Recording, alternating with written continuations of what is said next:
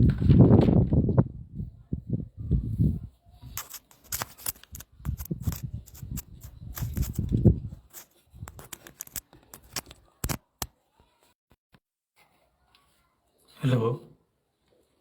Hello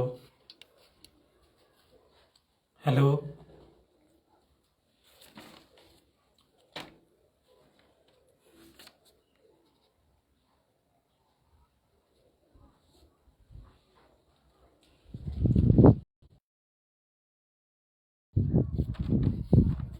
सभी काव्य प्रेमियों को मेरा हार्दिक नमस्कार।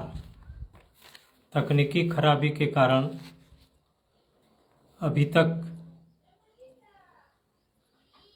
लाइव कार्यक्रम नहीं हो सका। नया मोबाइल में कुछ दिक्कत थी, इसे ठीक कर लिया गया है। अब कार्यक्रम की शुरुआत करते हैं। माता शारदे और विघ्नहर्ता गणेश जी की वंदना करते हुए छंद के अंग, उसके प्रकार, इसकी विवेचना करने के लिए आप सभी अगर देख रहे हों तो संकेत दें कि यह कार्यक्रम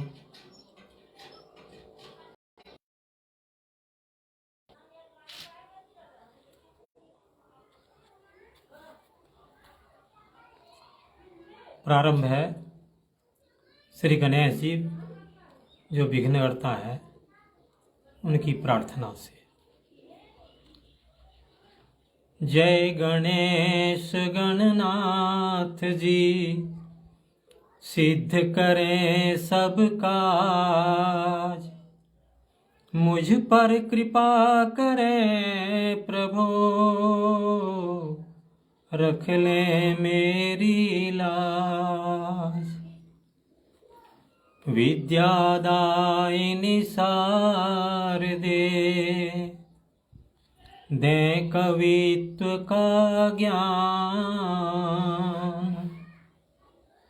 अहंकार न चित बसे, दे चरणों में स्थान। बहुत बहुत धन्यवाद। पिछले द्वितीय एपिसोड में मैं हिंदी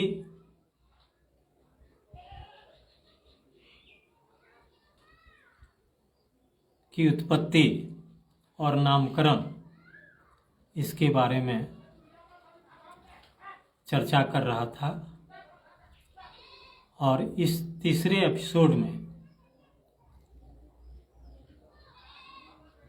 इसके अलावा छंद के बारे में भी चर्चा हुई। छंद क्या है, उसकी परिभाषा भी बतलाई गई। अब आगे हम लोग देखेंगे कि छंद के कौन कौन से अवयव हैं और इसके प्रकार क्या क्या है। समय के अनुसार किस तरह प्रकार में अलग अलग स्वरूप आया। तो पहले छंद के अंग देखते हैं कि छंद की रचना हम लोग करते हैं तो उसमें कौन कौन से अंग की जरूरत होती है। किसी भी रचना या निर्माण के समय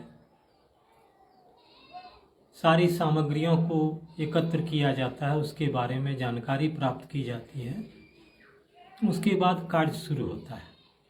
उसी प्रकार छंद में भी जब सारी इसके जो सारे अंग हैं वे सभी हम लोग जान जाएंगे, उसको अपने मस्तिष्क में, हृदय में अच्छी तरह से स्थित कर लेंगे, उसके बाद ही हम इसकी रचना कर सकते हैं। तो देखते हैं कि इसके कौन कौन से प्रकार हैं। एक बार छंद की परिभाषा हम लोग फिर दोहरा लेते हैं। छंद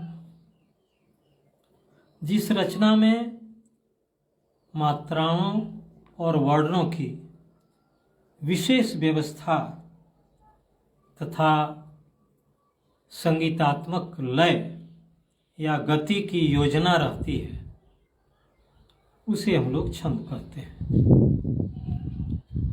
इसकी उत्पत्ति के बारे में ऋग्वेद के पुरुष सूक्त में दिया गया है। नवम छंद में इसकी उत्पत्ति ईश्वर से बतलाई गई है। छंद की रचना ईश्वर से हुई है। लौकिक संस्कृत के छंदों का जन्मदाता वाल्मीकि है।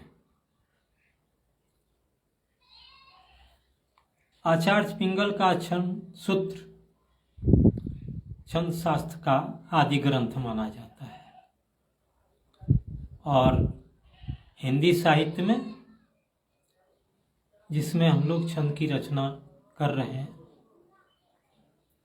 उसकी चर्चा कर रहे हैं, हिंदी साहित्य के छंद की चर्चा कर रहे हैं, उसमें छंद शास्त्र की प्रथम कृति थी छंद। अब हम लोग देखते हैं कि छंद के कौन से संघटक तत्व हैं, अर्थात कौन से अंग हैं जिनको जोड़ते हुए हम छंद की रचना करते हैं। इसमें से प्रथम संघटक तत्व है चरण या पाद। चरण क्या है? ये पंक्तियों का समूह है और प्रत्येक पंक्ति में, पंक्ति के रूप में कह सकते हैं, कई पंक्तियां हैं तो पंक्तियों का समूह रहता है, उसको चरण कहते हैं। और प्रत्येक पंक्ति में समान वर्ण या मात्राएं होती हैं। इसमें 4 चरण अगर चतुष्पदी लेते हैं, चतुष्पदी रचना, तो उसमें पहला तीसरा विषम चरण कहलाता है और दूसरा और चौथा सम चरण कहलाता है। एक उदाहरण से हम लोग इसको स्पष्ट रूप से जानेंगे। जैसे एक छंद उड़ियाना छंद है, उसमें 22 मात्राएं होती हैं, 12 और 10 पर यति होता है। तो उसमें उदाहरण में देखते हैं, साधन का मार्ग नेक ध्यान जाप करना, साधन का मार्ग नेक ध्यान जाप करना, जपे सदा राम नाम पाप ताप हरना, माइक विष विषय मान दूर आप रहना, कहें इंद्र काम क्रोध त्याग राम कहना। 4 बार 4 पंक्तियां पाठ की गई। साधन का मार्ग नेक ध्यान जाप करना एक पहली पंक्ति, इसको प्रथम चरण कहेंगे। जपे सदा राम नाम पाप ताप हरना द्वितीय चरण। माइक विष विषय मान दूर आप रहना तृतीय चरण। और कहें इंद्र काम क्रोध त्याग राम कहना, ये चतुर्थ चरण है। ये 4 पंक्तियां, ये 4 पाद या 4 चरण कहते हैं। जैसे दोहा में भी एक उदाहरण लेते हैं, कवि करते दोहन सदा कभी न होता अंत, सुक्ति धेनु मां शारदे चित में बसो अनंत। इसमें देखते हैं 4 चरण हैं। 4 चरण में 13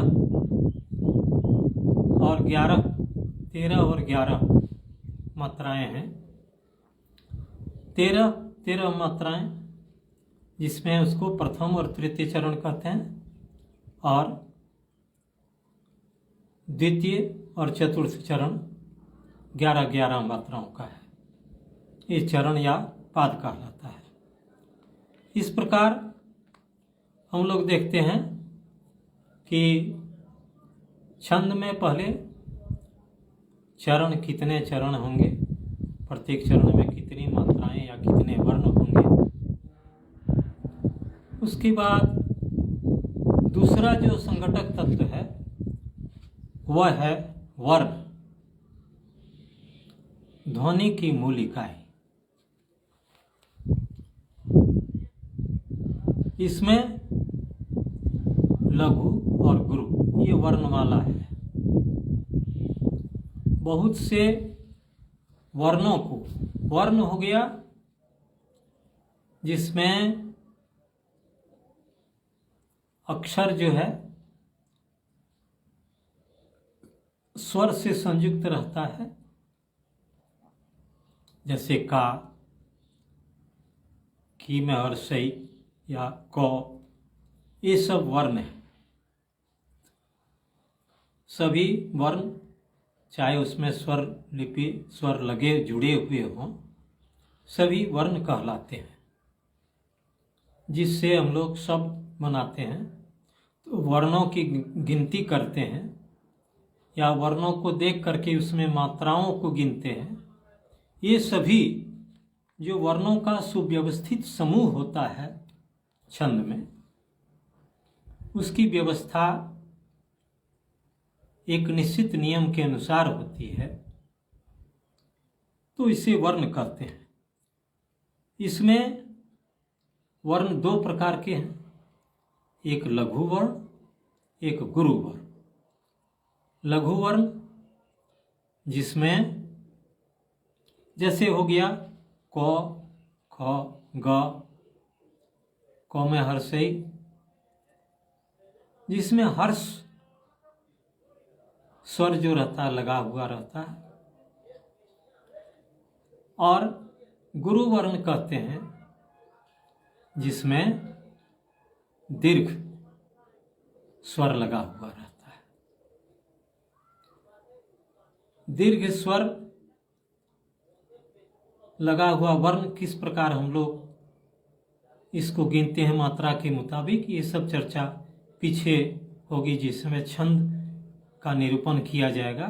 छंद की रचना के बारे में आगे के एपिसोड में बतलाया जाएगा, उसमें इसकी चर्चा होगी। केवल यह जानना है कि दूसरा संघटक तत्व इसमें वर्ण होता है, जो हर्ष भी होता है और दीर्घ भी, यानी लघु भी होता है और गुरु भी होता है। अब हम लोग तृतीय संघटक तत्व जो है छंद का, उसकी ओर चलते हैं। इसमें और एक उदाहरण देख लेते हैं हम लोग लघु और गुरु में। जैसे हो गया कहना बड़ा भला है, कहना, क ह ना, क ह हो गया लघु लघु और ना हो गया गुरु। बड़ा लघु और गुरु, भला लघु और गुरु, है गुरु। इस छंद में है ये, कहना बड़ा भला है, सुनना वही भला है। अब हम लोग लघु और गुरु की चर्चा भी हुई, तो देखते हैं कि मात्रा, एक जो तीसरा संघटक है, वर्ण के बाद आते हैं मात्रा पर हम लोग। ये मात्रा क्या है? मात्रा जब गिनते हैं तो देखते हैं कि लघु वर्ण कितने हैं और गुरु वर्ण कितने हैं। लघु वर्ण को 1 मात्रा और गुरु वर्ण को 2 मात्राएं, इस प्रकार गिनते हैं।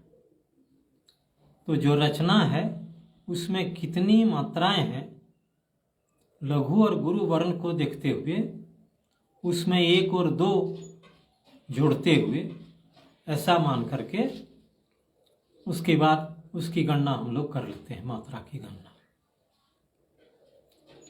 अब जैसे उदाहरण में देखते हैं, मधुमालती छंद में एक उदाहरण है। सब छंद हम लोग आगे बनाएंगे, उसकी चर्चा आगे विवेचना उसकी करेंगे और आप सभी मिलकर इसकी रचना भी करेंगे।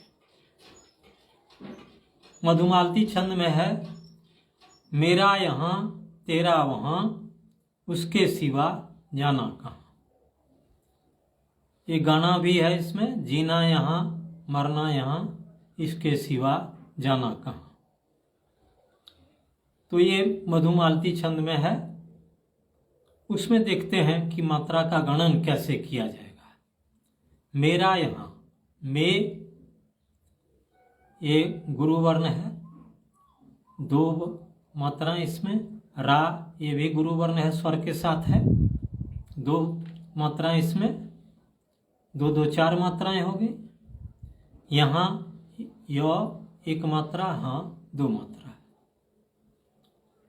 तो इस प्रकार हम लोग लघु और गुरु गिनते हुए पूरी मात्रा का गणन कर लेते हैं। उसी प्रकार तेरा वहाँ, तो कुल मिलाकर के 2 2 4 1 5 2 7 मात्रा, और फिर 2 2 4 1 5 2 7 मात्रा, 7 और 7 14 मात्रा। 7 7 पर रुकावट है, तो 14 मात्रा में ये मधुमालती छंद है। इस प्रकार मात्रा का गणन हम लोग करते हैं। एक तो वर्ण का गणन हो गया, वर्ण का गणन लघु और गुरु दोनों में है। लघु वर्ण 1 वर्ण हुआ, गुरु वर्ण है वो भी 1 वर्ण गिना जाता है, जिसमें लघु और गुरु रहे चाहे लघु रहे, उसको हम लोग 1 वर्ण गिनते हैं। तरुण साहब को बहुत बहुत धन्यवाद प्रथम संकेत देने के लिए।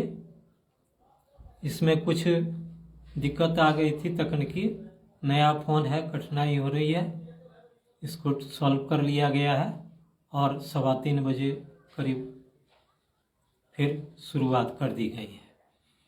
तो हम लोग चर्चा कर रहे थे छंद के संघटक तत्व के बारे में। अभी तक हम लोग चरण, वर्ण और मात्रा, ये 3 संघटक तत्व जिससे हम लोग छंद बनाते हैं उसकी चर्चा कर चुके हैं।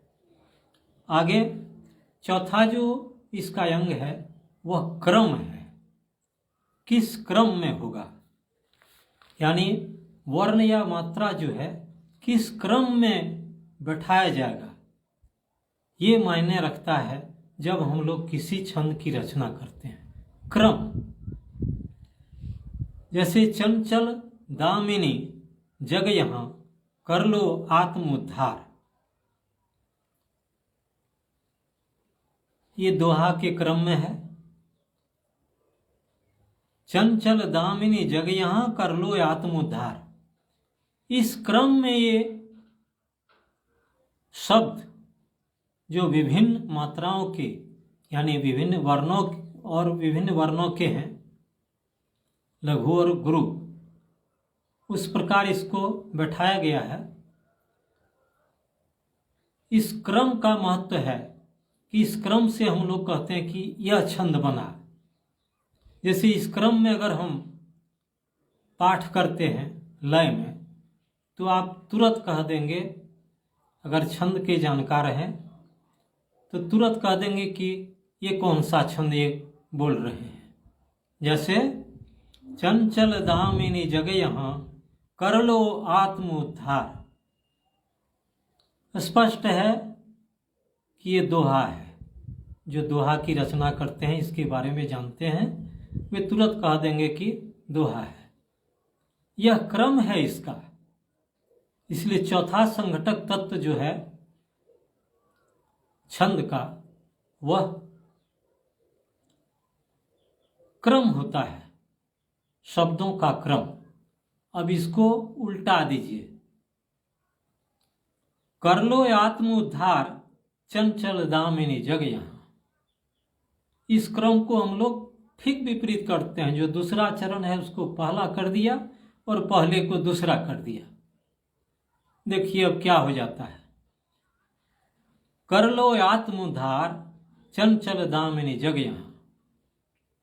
बस तुरंत छंद का स्वरूप ही बदल गया और वह दोहा से सोठा बन गया।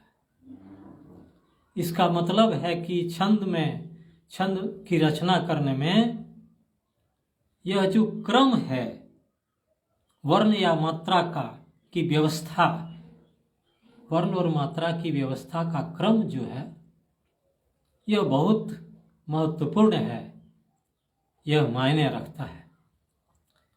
इसमें उलट फेर थोड़ा भी करने से दूसरा छंद बन जाता है।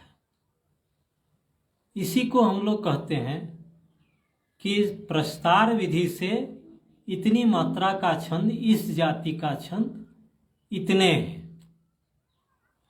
जैसे अगर 2 मात्रा का रहे या 8 मात्रा का, 4 मात्रा का या 3 मात्रा का छंद हो, 3 मात्रा का छंद, उसमें मात्रा का हेर फेर करेंगे और उससे छंद बनाएंगे, अलग अलग छंद बनेगा, तो इससे 8 छंद बनेंगे इस प्रकार, जबकि मात्रा वही 3 ही मात्रा है।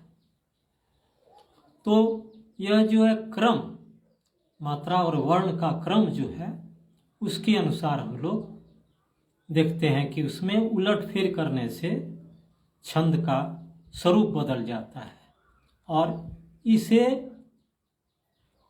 पिंगल के सूत्र में, इस प्रस्तार विधि से जो छंद का सूत्र बनाया गया है, वो मात्रा और वर्ण की व्यवस्था में हेरफेर करते हुए बनाया गया है, जो इतने सूत्र उसमें प्रदर्शित किए गए हैं।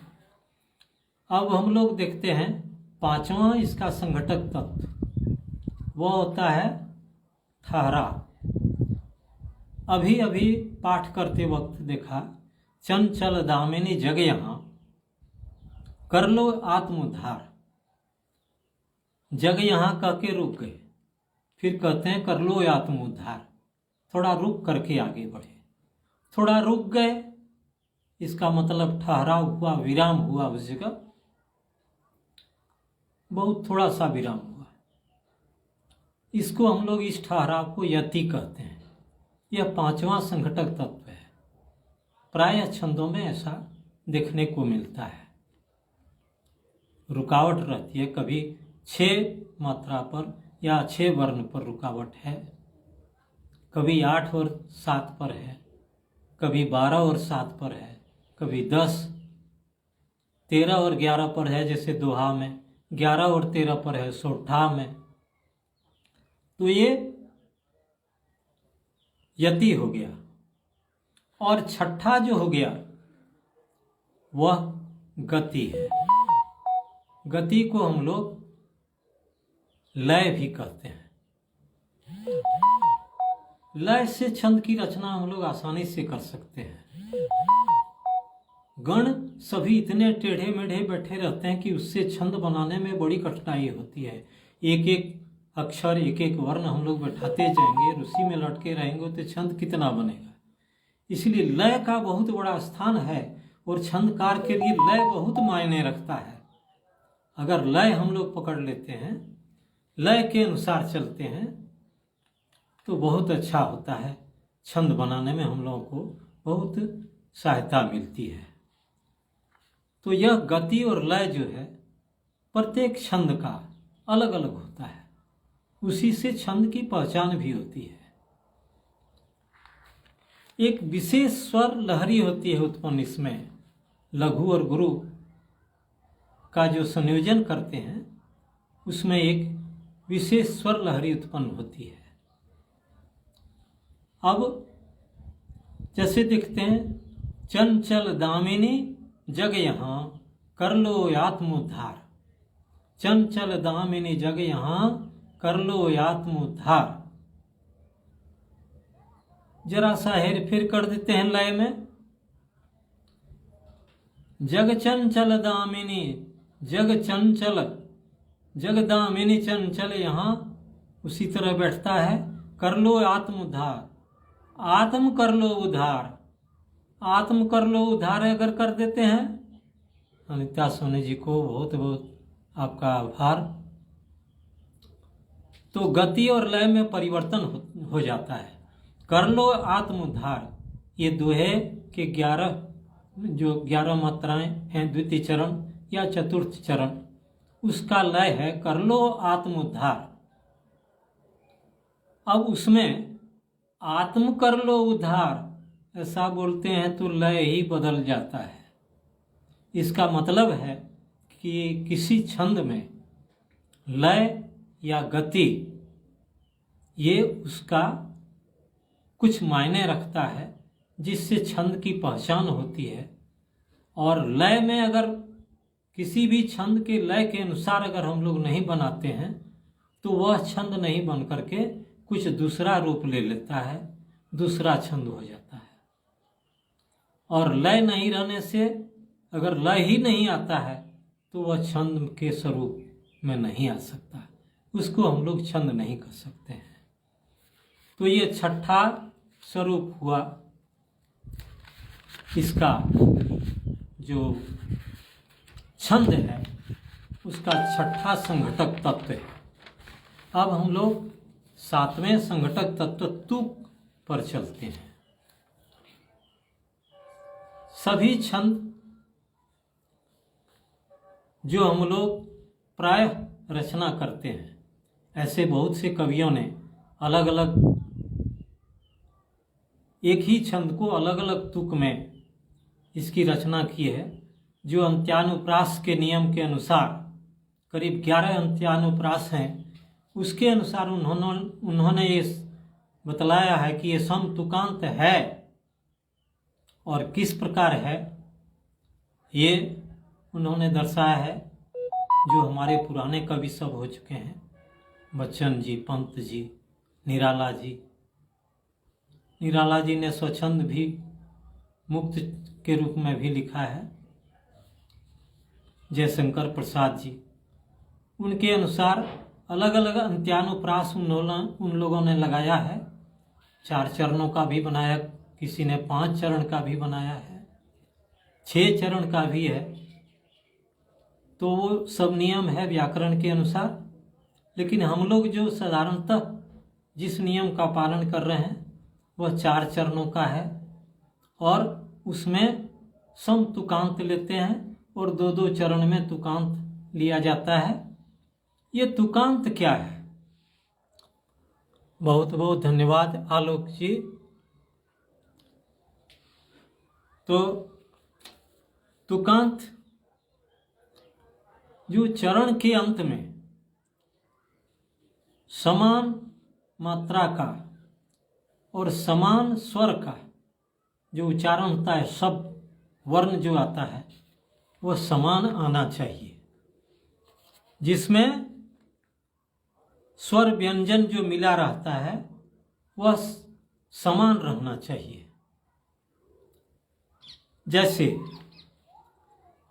निराशा है करूं क्या मैं, कभी ऐसे डरूं क्या मैं। करूं क्या मैं, क्या में है लिखा हुआ उधर, और करूं, फिर डरूं क्या मैं, करूं डरूं, इसमें रू अंत में है, इसमें भी रू अंत में है, और उधर दोनों समान है। तो रू से लेकर के क्या में तक ये समान तुकांत हो जाता है। इसलिए हम लोग समतुकांत इसको कहते हैं, इसको समतुकांत कहते हैं। तो ये तुक जो है, तुकबंदी के रूप में अगर रचना करते हैं, यह भी एक तत्व है छंद का। इसको हम लोग 7वें तत्व के रूप में मानते हैं, 7वें अंग के रूप में मानते हैं, या 7वें संघटक तत्व के रूप में मानते हैं। और अंत में एक बहुत महत्वपूर्ण अंग है, एक इसका एक अलग संघटक तत्व है, और वह है गण। गण ये 8 प्रकार के गण हैं। प्राचीन काल में तो अलग अलग गण थे।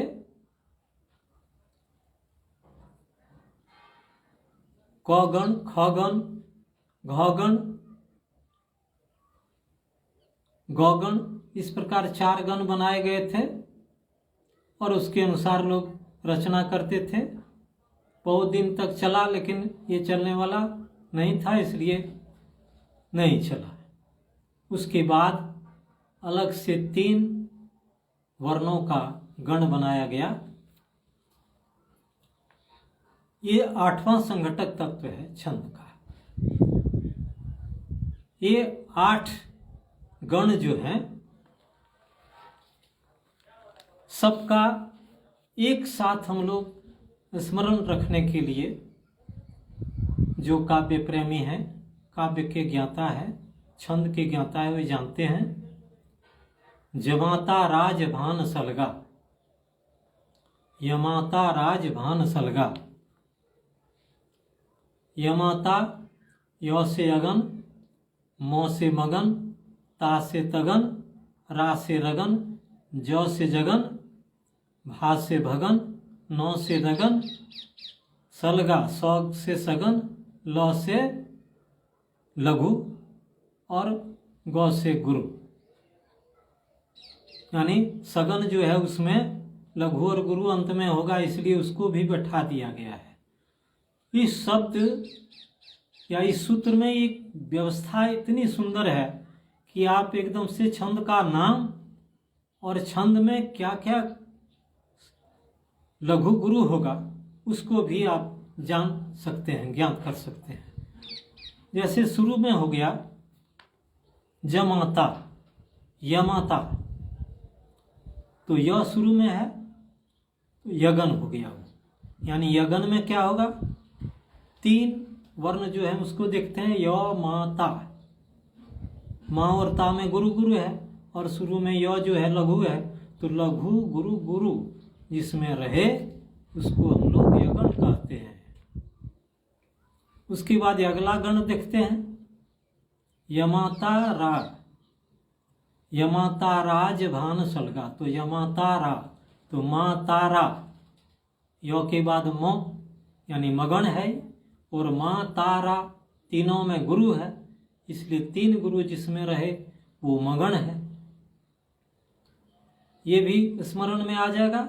यमाता रा, राजभा, राजभा यानी गुरु लघु गुरु, और रा है शुरू में इसलिए रगन है, तो रगन में लघु, ये गुरु लघु गुरु होगा। इसी प्रकार और जो गण हैं वे हो गए यगन, मगन, तगन, रगन, जगन, भगन, नगन, सगन। इतने कुल 8 गण हैं। यगन का मतलब यमाता, मगन मातारा, तगन ताराज, ताराज, रगन राजभा, जगन जभान, भगन भानस, मगन नसल और सगन सलगा। यानी जमाता राज भान सलगा, यमाता राज भान सलगा में 8 गण आ गए।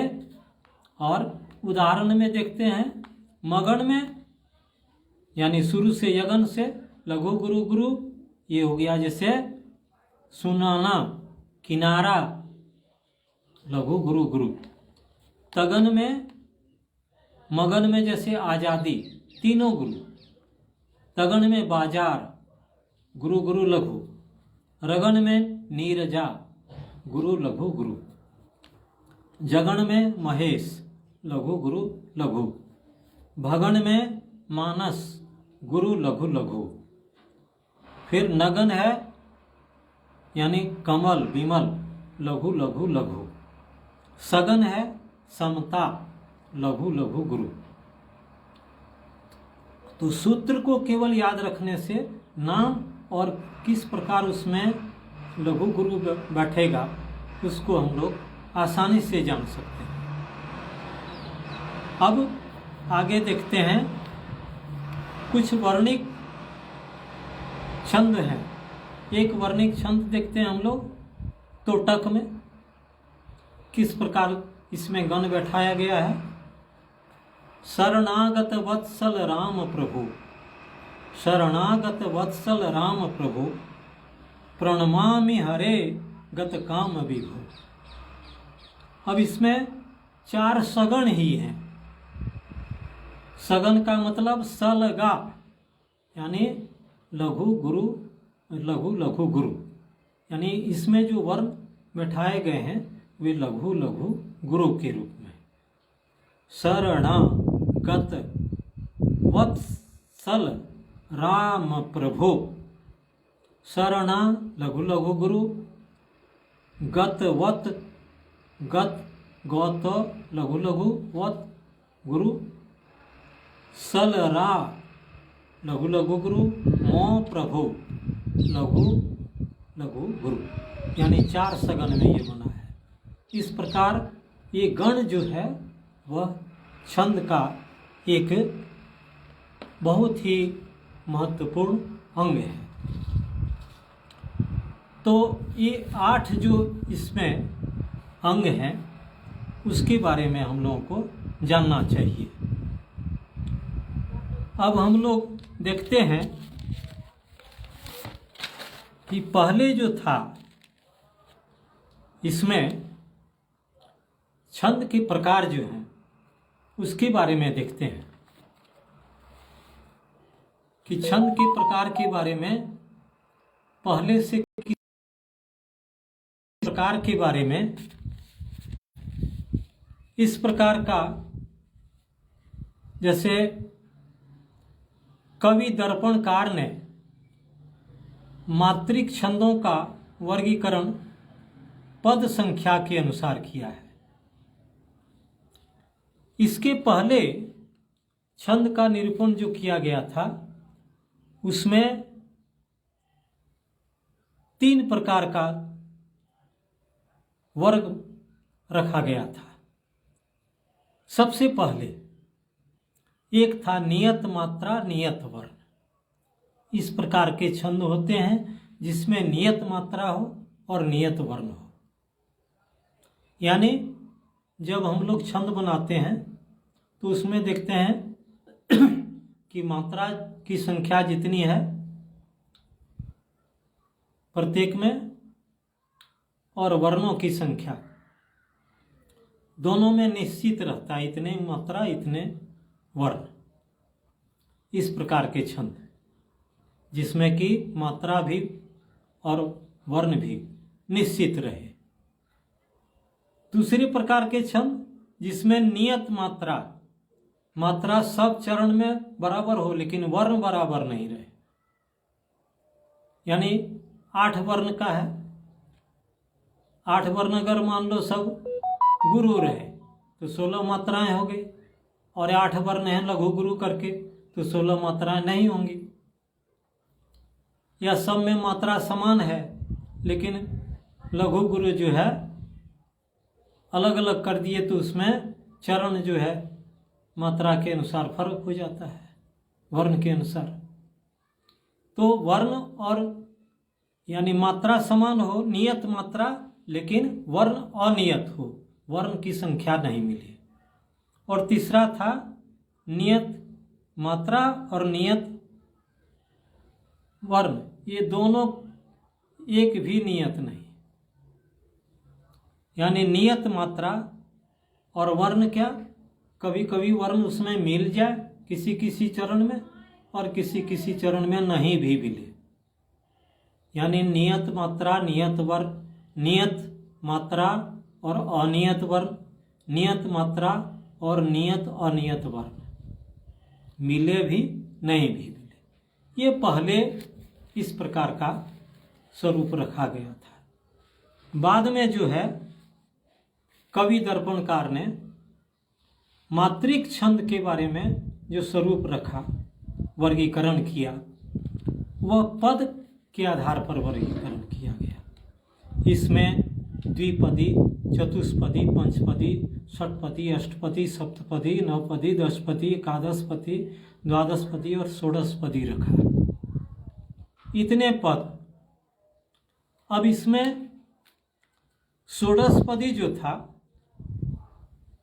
उसमें 2 या 3 का अनुच्छेद का योग रहता है।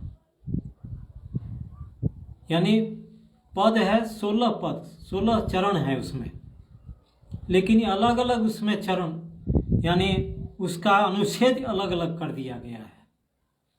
3 पद हुआ, फिर 4 पद हुआ, इस तरह अलग अलग अनुच्छेद कर दिया गया है। इसको हम लोग प्रगाथ करते हैं। ये पहले के अनुसार चरण के बारे में, यानी छंद जो मात्रिक छंद है उसके वर्गीकरण के बारे में नियम बनाया गया था। वर्तमान में जो इसका नियम चल रहा है उसे हम लोग जानते हैं और वही हम लोग व्यवहार में भी लाते हैं।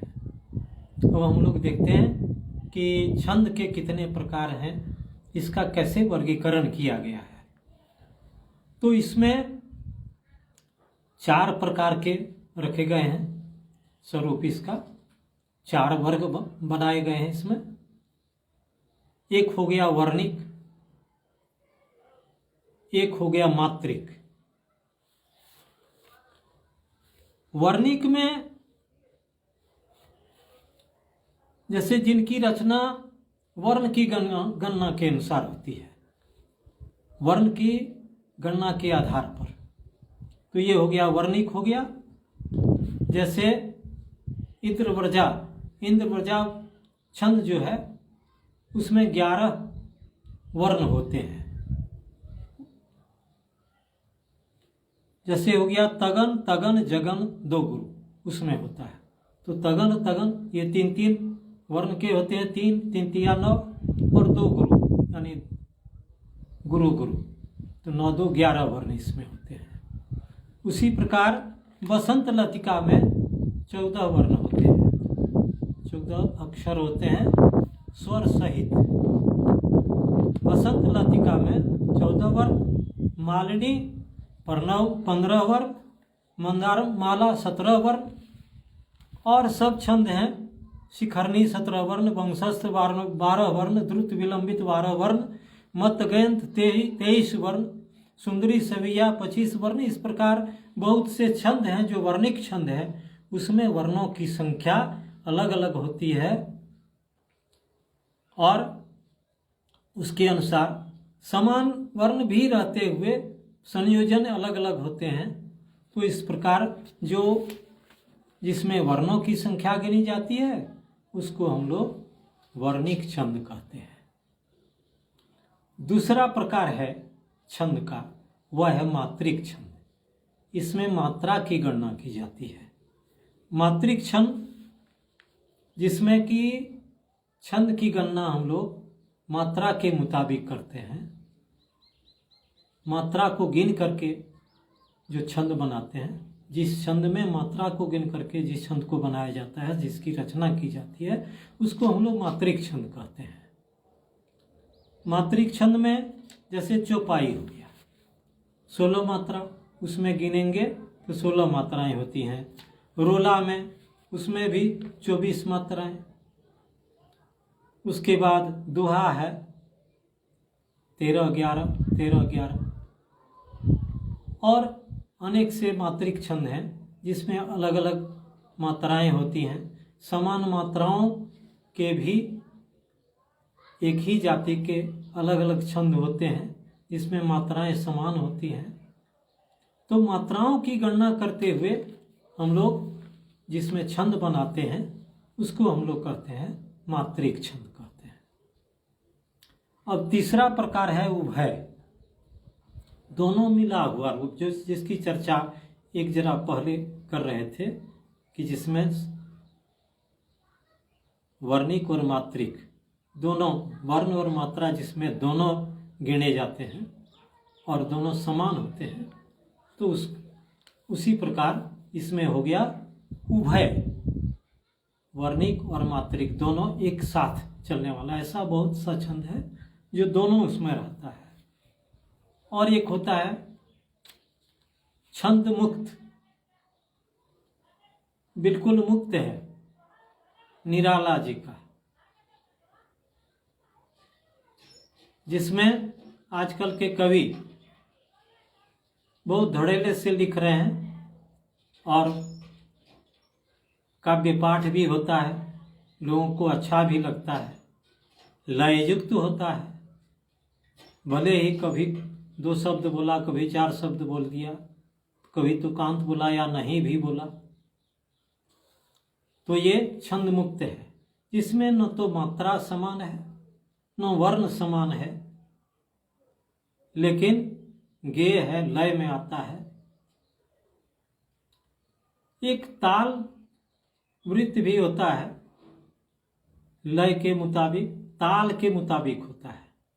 जैसे ताल बजता है, उसी में गा करके लोग पूरा करते हैं। शब्द कम है तो उसमें लय को तान से जोड़ करके और गा देते हैं। मात्रा शब्द में कम है, लेकिन तान जोड़ करके लय को, स्वर को बढ़ा करके हम लोग मात्रा को पूरा करते हैं, ताल वृत्त को पूरा करते हैं।